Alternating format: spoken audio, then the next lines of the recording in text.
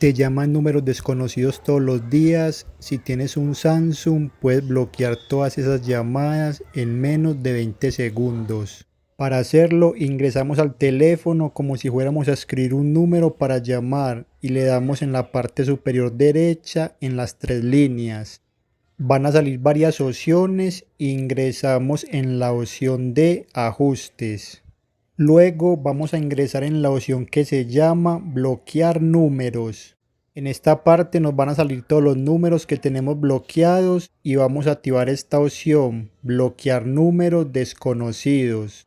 Atención, con esto que vamos a lograr, que cuando nos llamen números desconocidos que nosotros no tenemos registrados en nuestros contactos, la llamada sí va a ingresar, pero simplemente le damos colgar y ya el número automáticamente se va a bloquear y va a quedar registrado en esta lista de bloqueados.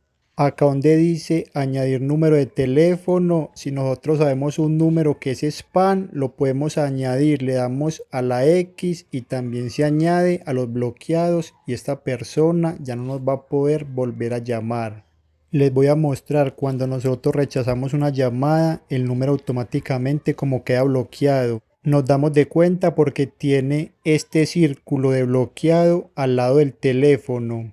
Si quieres aprender más trucos y configuraciones en tu celular Samsung, en la descripción dejo más videos recomendados.